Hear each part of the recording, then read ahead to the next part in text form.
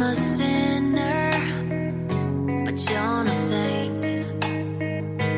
There's no winner but twisted complaints. So now you got someone else's shoulder.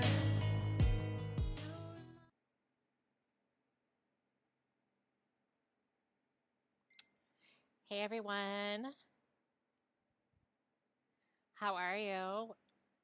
Welcome to Secret Kelly Radio. I know it's been a while, but I'm here again to talk to you guys, and gonna start making this a regular thing every Thursday at 9 o'clock p.m. Central Time. You guys can catch me here talking about many, many, many things. Like I normally do online. You know, I call my little tweets trance. Transsexual ranting about the world and world events and politics and activism and things of that nature. You know, I've always been one of those people that do that. And so I thought I could bring it to a podcast. I hope to eventually start interviewing other porn stars, other adult models, uh, to on the show, bring their perspective in, and see what they have to say too. Tonight, I want to discuss obviously the big thing was the whole Johnny Depp versus Amber Heard, what that means for the Me Too movement. I also want to discuss trans appropriation. I joined TikTok a while ago, and I've noticed a lot of that on TikTok, I feel. I know I'll probably get canceled for my opinion, which is fine. I'm used to not having the most popular opinion sometimes, but you know, it is what it is, and I'm gonna stand by what I have to say. So yeah, and I'm gonna go into other topics tonight too, just around world events, porn star news, adult industry news, things of that nature. So let's get to the trial and about Me Too. So let's talk about the Johnny Depp trial. So I obviously tried to go in unbiased. I don't really know who Amber Heard was, besides being Mara and Aquaman. I didn't really know her career beforehand. Didn't really have anything against her. Didn't have any problem with her. When I heard the allegations, obviously I was saddened and kind of shocked if Johnny Depp did do that at the time, a few years back when she made the first accusations. Um, so obviously I wasn't like against her, thought she was a liar, you know, whatever the case may be. Didn't really put my opinion in. Thought it was kitchen table talk. Thought it was like really their lives to deal with, you know, etc. Uh, then when it became the media trial, uh, it was kind of like hard to not pay attention and not like, you know, hear it out because it was basically what was on, and it was on Twitter, it was on live feeds, were on YouTube, live feeds were on, you know, it was everywhere. Uh, and you know, I always really respected Johnny Depp as an actor, and I liked him. You know, to be completely honest, I liked him as an actor. I did know about, you know, his drug use and his, you know, his ups and downs with substance abuse, uh, but I never really heard about him being a bad guy or ever hear of him being, you know, an abuser or, you know, anything of that nature until, you know, the Amber Heard allegations. So I decided to watch the trial to see what was going on, to see, like, you know, maybe there was new evidence or there was some kind of like information that, you know, I wasn't privy to that would be in the trial. Um, so I started watching it, and, you know, as a person of that was a survivor of DV, which, you know, that stands for domestic violence if you don't know, and a lot of people prefer to use acronyms now to not trigger people. So I'm going to say DV through this conversation. But I'm a survivor of domestic violence and DV, like I was saying. So I was, kind of curious. And if it was true, I wanted, obviously, like anyone else that was through the Me Too movement, I wanted them to be, you know, made an example of, and to believe women, and to have Amber have her day in court and have him have his day in court, which is how it should be. Um, so I was watching the trial, hearing both sides, and I just felt like she was being inauthentic at the time of, like, during her testimony. Uh, when Camille Vasquez was questioning her on, like, how this, like, a certain, like, abuse happened, like the fact that she claimed that Johnny took a glass bottle that was broken and thrusted that inside of her while holding her neck, as well as holding her down to be able to thrust inside of her with a broken bottle, uh, and not have not not go to the ER, not for her personal nurse to not know that, not for their personal doctor that both of them had access to know this, was just unbelievable. Because you would think, you know, I'm versatile in the bedroom, so I know, like, if a broken glass bottle was up my butt and someone was, like, taking the in and out, I know I'd be bleeding profusely, which it would be the same for somebody with a vagina, I'm sure. So that was the first time I was just kind of like, yeah, that's kind of outlandish. And then as the trial went on, she wouldn't own anything. Like, that was another one of her problem. Like, she didn't own anything. She would say that, oh, that, like, when she was obviously on tape saying that she's the one that instigated it, that she's the one that hit him, and that he was admirable for not uh, hitting her and walking away, she would say, well, that was edited. Or she would say, well, that person's lying, or this person's lying. Like, everyone was lying but Amber. So that alone kind of, like, made it out to be like, she's a full-on narcissist, and that she can't own her own mistakes and her own issues that were in the relationship, which, that alone made me not want to believe her. And then, Johnny was basically forthright about his drug use, about his alcoholism, about his, he shouldn't have sent, like, the text he did to her. He was forthcoming. He was apologetic. He, owned up to the things that he apparently did in the relationship. Whereas Amber, she didn't own up to anything. She was just trying to get Johnny to stop, trying to make him a better person. She was, like, not trying to be an enabler, but then at the same time, they did drugs and alcohol and a bunch of other stuff on their wedding day, and, like, that was, like, obviously in the event.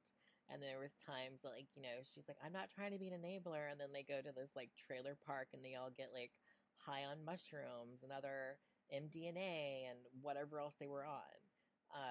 So a lot of what she was saying just didn't make sense, and it was just flat out inconsistent, and it was, you know,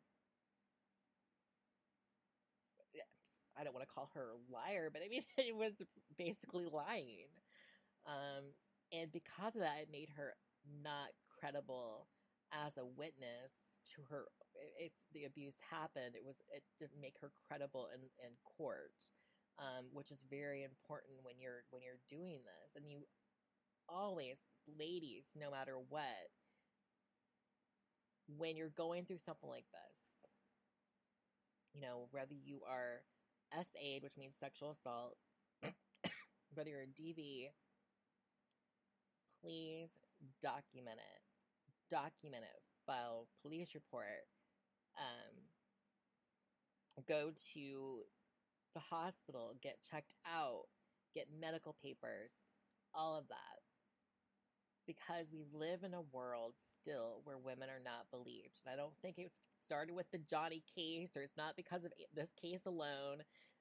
It's going to be like that no matter what, because we live in a patriarchy. We live in a society where men overall are still believed over women. The women, I mean, you see women even doing it to other women. Oh, it's because of the way that you dress. Oh, it's because of the line of work that you had. Oh, it's because you were late at night walking to your car. It's, we have to take some kind of responsibility for that. Just like in trans women are killed left and right. It's always, did she trick him? Did she not tell him? What did she do to make him kill her? What did she do to make him beat her? It's always, what did she do? So I don't believe that started with the Johnny Depp versus Amber Heard case. I don't think that this is the end-all, be-all, and going to end Me Too. It's ridiculous. It's also ridiculous to say, oh, because we didn't believe Amber, that it's going to ruin all of these other witnesses' credibility. No. Amber's credibility was her own fault. Amber would not take any kind of responsibility for anything that she did in the relationship. She would also not remember things from the day before that she said that Camille or Johnny's team mentioned to her. She'd be like, I don't recall, when it was like the day before. And then when they pulled up that testimony, and then her testimony would be different from what she said the day before. That again is a credibility issue. There was things that she said in the UK trial, which didn't even happen, which a lot of people don't understand, that the UK trial was Johnny versus The Sun, which is a UK tabloid / paper over in the UK. It's kind of like our TMZ in a way, but more in depth with news, etc. And Johnny was basically trying to go after them and trying to prove libel, trying to prove defamation, etc. But it's really hard for a client or a person to prove that against the media, because the media all really has to do is believe what they're being told. She has some kind of source or some kind of evidence in a way to prove that. They had pictures that she gave them, which we have seen the pictures in court that she gave, like the really light bruising that she had.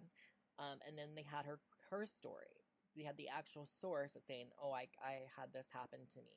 So for all they knew is that Amber Heard was telling the truth, and this is what they were reporting. So they can't really be saying that they were slandering Johnny on purpose. That Johnny's case was already going to be really hard to fight for in that instance. He should have went against Heard in the UK court, because the judge really didn't hear a lot from Amber. He didn't really the way the UK trial was set up was way different. He didn't have as much evidence and didn't hear much from Amber the way that we heard from in the U.S. trial. Like in the U.S. trial, we had evidence, we had video, we had recordings, we had more to go off of. Plus, it was decided by a jury, versus the UK trial was decided by one judge. So it was definitely different, and the way they work is different. And then they keep on missing out on the fact that it wasn't Johnny versus Amber, it was Johnny versus the Sun. So the Sun basically had to prove that they weren't trying to be malicious or trying to slander Johnny Depp, and so they won. That's what happened. And a lot of times papers do win that way, because they go by a lead, or they go by the person that they're being told from, and the source was Amber Heard, who was actually in the relationship. So as far as they know, Amber Heard was telling the truth, and they went off of what she said. So yeah, it's really hard for, Johnny to be like, well, they slandered me on purpose or they maliciously did that, when they're going off of a person that was in that relationship. So that alone would have been really hard for Johnny's lawyers to prove, that the son was maliciously, and willfully trying to hurt him in some way. So I really get tired of seeing that online.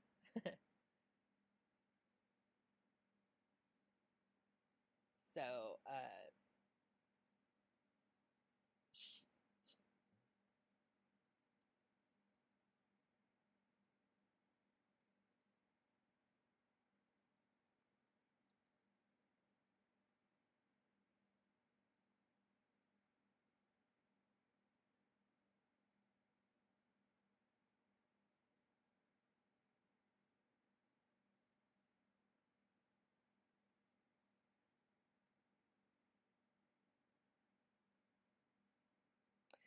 sorry, I was writing about to my roommate. Sorry, she had a question for me. But yeah, so you like have to think about it in those terms, that they were like totally different lawsuits. The way the trial was set up is totally different. The way their judicial system is totally different than ours. And they keep on saying there was a mountain of evidence, but really the evidence they had, and even witnesses that she had, kind of helped Johnny, and his testimony. So for me, I was just like, what evidence? Because the evidence shows that you were a woman, instigating the fight and telling him, why do you keep on leaving the fight? And why do you keep on running away when I want to deal with this? And the way that she spoke to him, particularly if you, like, when I heard some of the audio, like, it was so triggering for me, because I remember being told by an ex that, oh, my thighs are fat, or I'm not ever going to be, enough, and I'm never going to be this, I'm never going to be that, whatever. And the stuff that she was saying to Johnny on those videotapes and on those recordings, like, she was calling him a fat ass.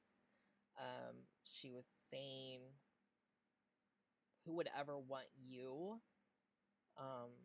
You're old and fat and gross. You're washed up. Things of that nature. That's the stuff that she was seeing. And that's very much what narcissists do. They make you feel like you'll never do better than them. You will never, ever, amount to anything.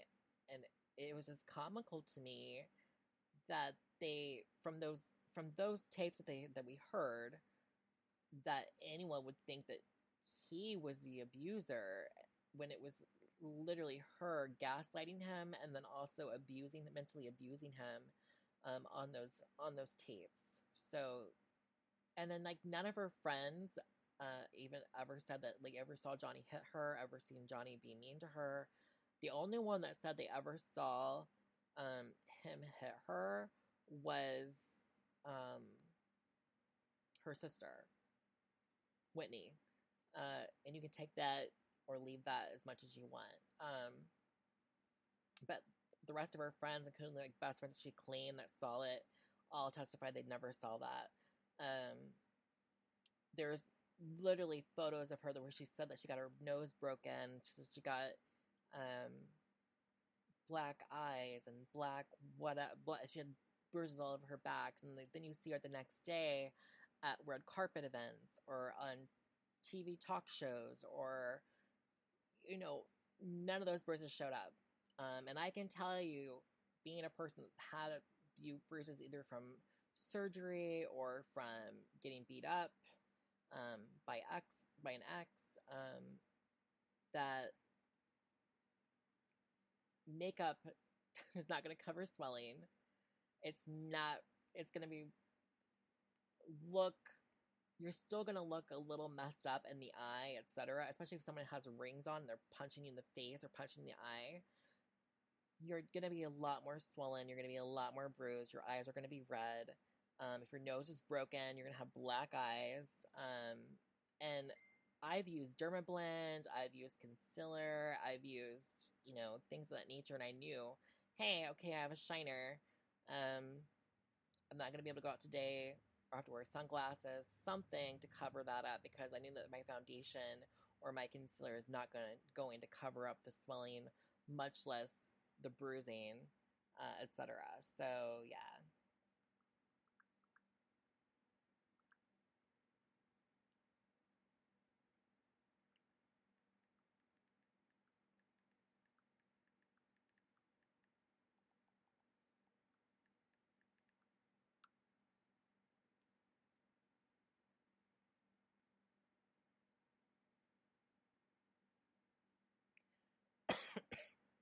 And so that was really unbelievable to me. Like those those times, and like when you see the photos and when you see the video evidence, and or like, even when she went to say, when she got her restraining order and she went to court, for that, and then we basically got confirmation that she did contact TMZ for that. She keeps saying she didn't, but yeah, the TMZ can't put something out that fast without one of the owners, like, leaking that. And she tried to allude that Johnny did that. Why would Johnny do that? Why would he try to ruin his career like that? That's what he's literally spending millions of dollars right now to try to save his career, against this defamation. So that didn't make any sense either. But they clearly knew where Amber was, how to photograph her, um, and whatnot. And she kept on saying it wasn't her, which it might not have been her. It could have been her publicist, because remember, her publicist was with her. And I'm sure she had, a team telling her what she should do and what she shouldn't do, etc. But yeah, I mean, that just alone was another big lie on her part, and just made her look bad. And then obviously the pledge, or I'm sorry, she said she donated, and then she turned it into pledge. Pledged her money and she never did. Just also made her not look credible. Just made her look to be a liar.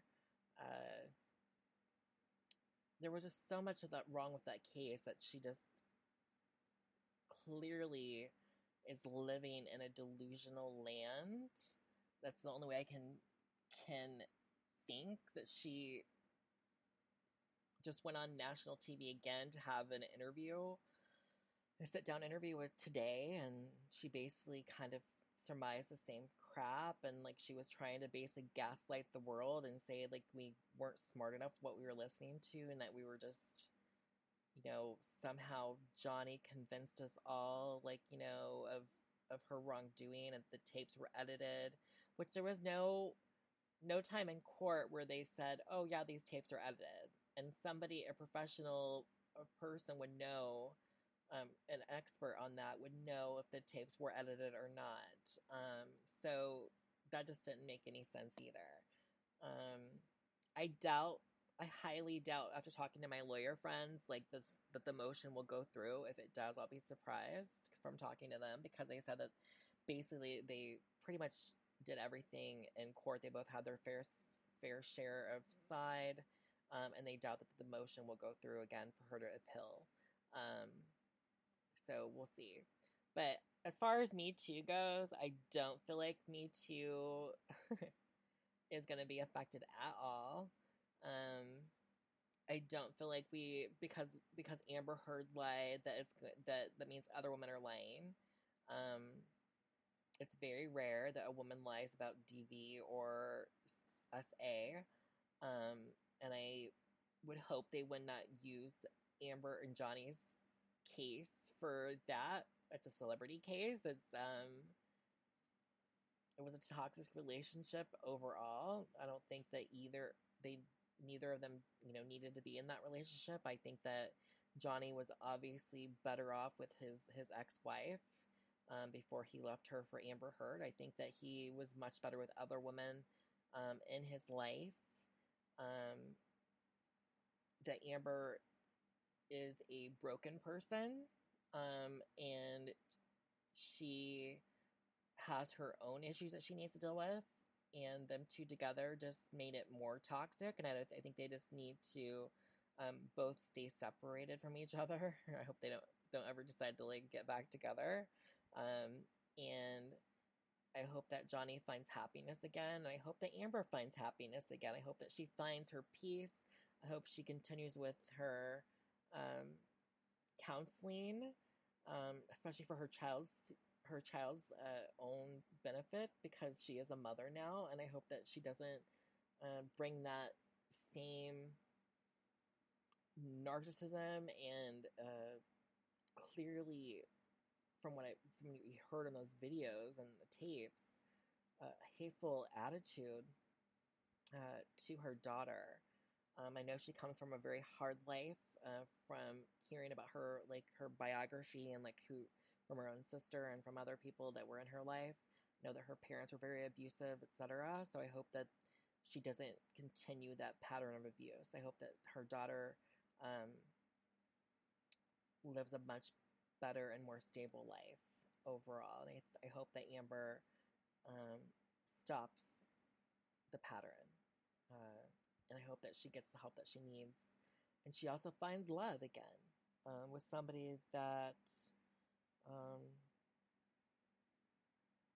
can love her the way that she needs to be loved. So yeah, it's just it's I don't condone the hate that she's getting online, but I can understand it. I can understand why people are really mad because she's ruining a man's life.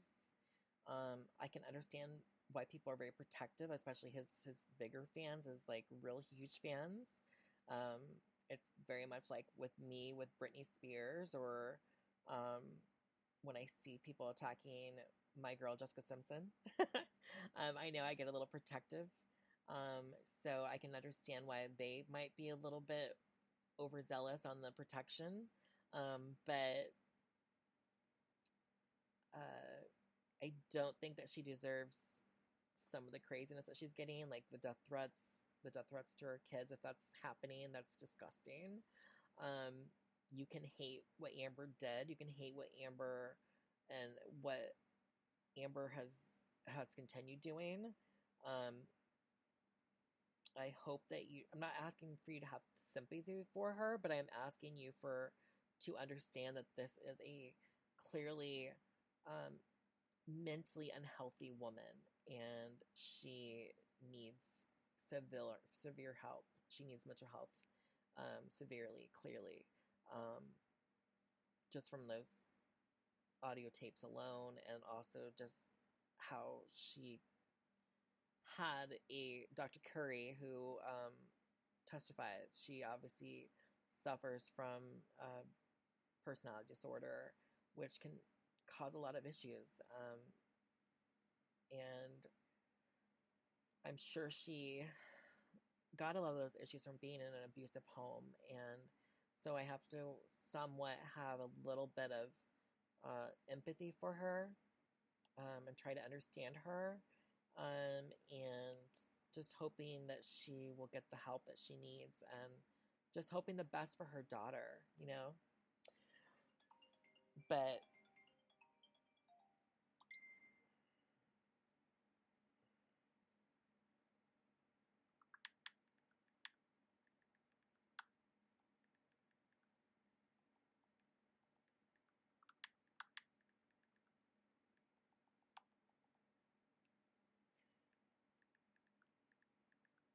sorry, I'm responding to a fan that's listening.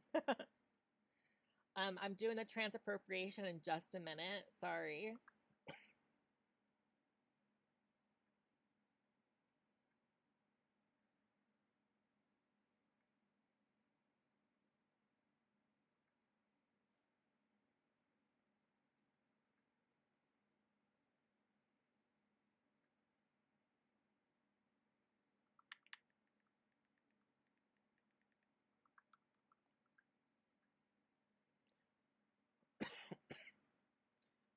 So as you guys know, I joined TikTok, and I've been having issues for years now, keeping my account up, um,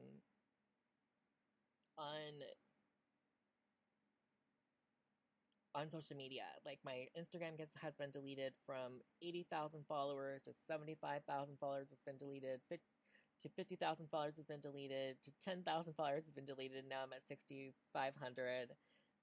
I think, no, 6,100. I'm sorry, not 6,500. 6,100, and we will see how long I last on this one. I've mostly been posting quotes on that one. And on TikTok, when I joined TikTok, 2 years ago, I was going under Mrs. Kelly Pierce, and that one got deleted. Then I went by Real Kelly Pierce. That one got deleted. And then I went by The Kelly Pierce. That one got deleted.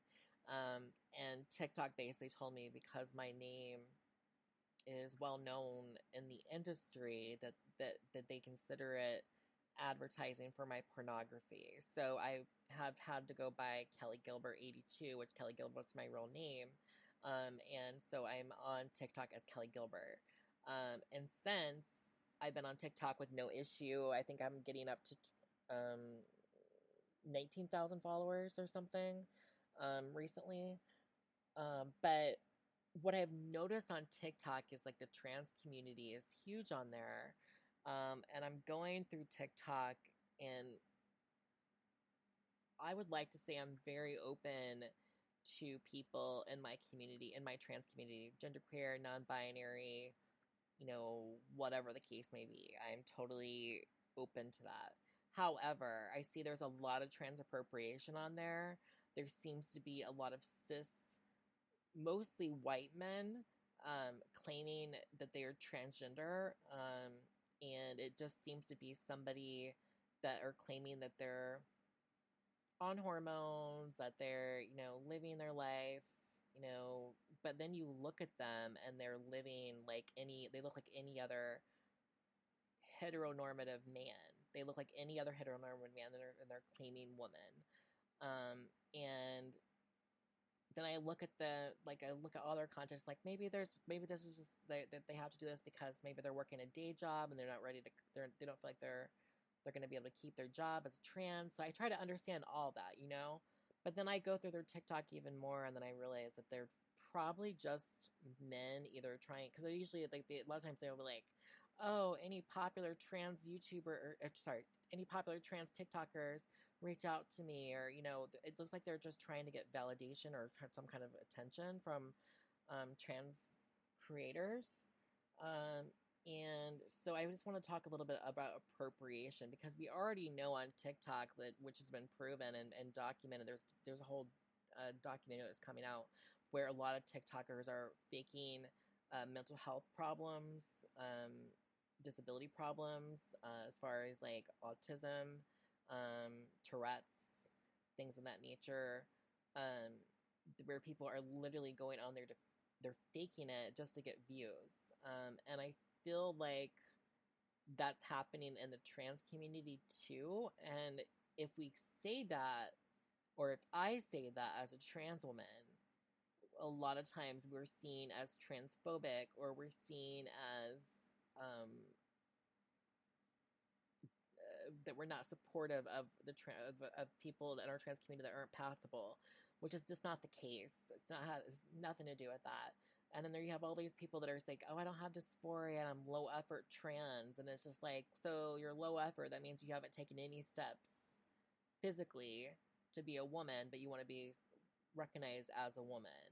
And there's where the problem lies with the right wing, which is where, like, I guess I can kind of see their side when they see, like, a totally cis-normative man saying that he's a woman, saying that she's a woman, sorry, don't mean to say he, saying that she's a woman, even though everything about that person looks like 100% like any other man that you'd see walking down the street.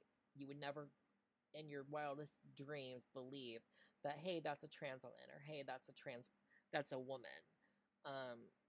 So I can totally see where they look at that and they're just like, well, if that's a trans person, this is where they're getting, like, the whole, that's the kind of person that's walking in on us in bathrooms, that's on our women, that's on our children.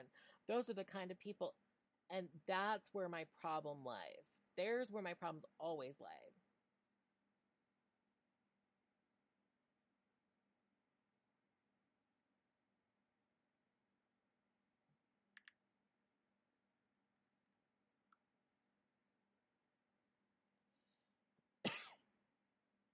And so I was just basically saying, like,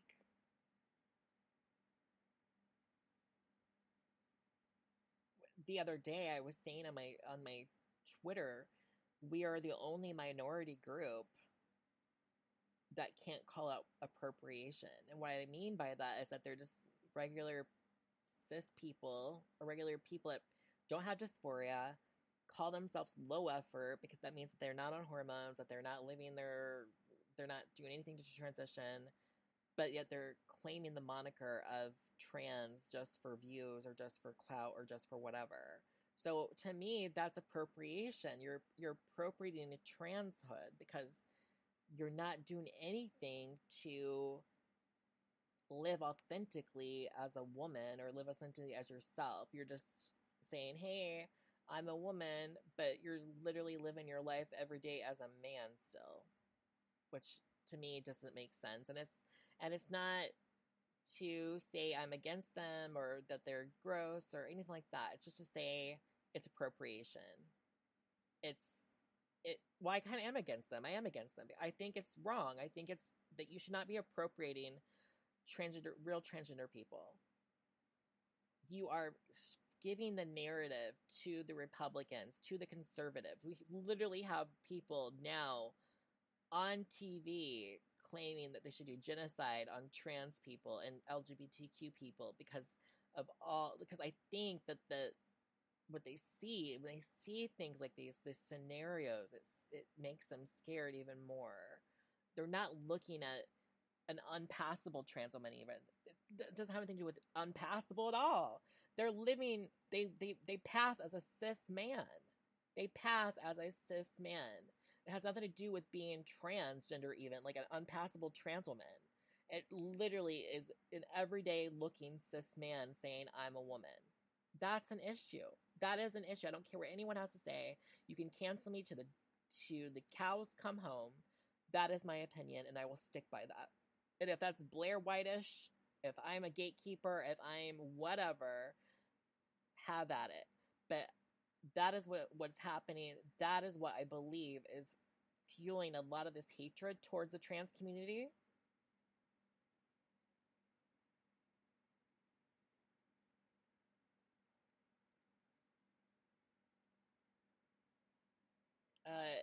And whatnot.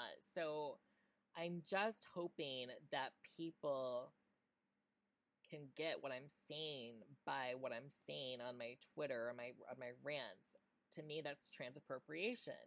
When you see a white woman doing braids or doing ethnic looks or whatever, like they're trying to make their skin darker, like not just tanning, they're literally trying to make themselves look like they're mixed or look like they're part of the African American heritage community. I see that a lot on Instagram. That is appropriation. That is appropriation. Um, when and another thing I'm tired of seeing too is like when they say, "Oh, black women are trying to be like white women with their straight hair." Excuse me? No. I have mixed nieces and nephews who, when they straighten their hair out, they have real hair. Their hair is beautiful. They have naturally curly hair, yada yada yada. I have black girlfriends, beautiful black girlfriends that have long hair. And yes, it's curly, but when they straighten it out, when they do like a silk press to it, it's freaking gorgeous. Better than my hair. Way better than my hair. So I get tired of this bullshit. Like, yes, unfortunately, a lot of times black women, they deal with alopecia. They deal with, their hair not growing correctly, being too coarse. A lot of them don't grow up and with money or this or the sort resources to take care of their hair correctly. So they reside to wigs. And also, a lot of times they won't get hired in the workplace at 9 to 5 jobs if they come in with the real hair. Just for people's information. So I get tired of like, oh, you're appropriating white women. No, they are not appropriating us at all. At all. Stop that. Stop that right now.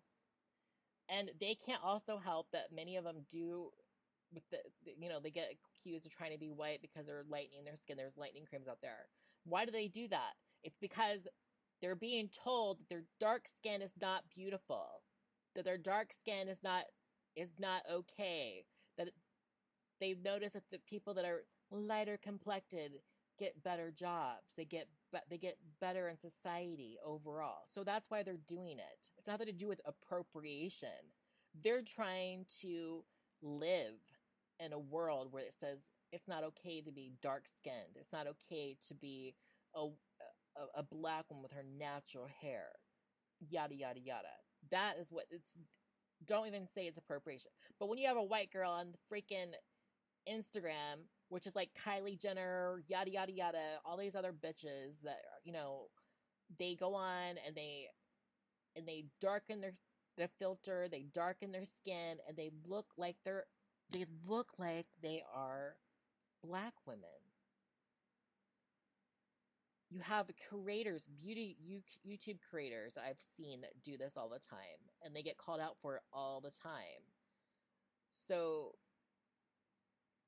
yeah.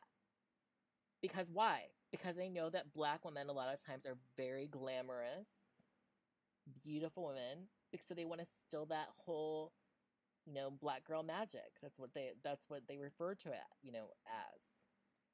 So it just amazes to me when people are like, well, you're appropriating a white woman when you wear your wig. No, lady, that's not even true.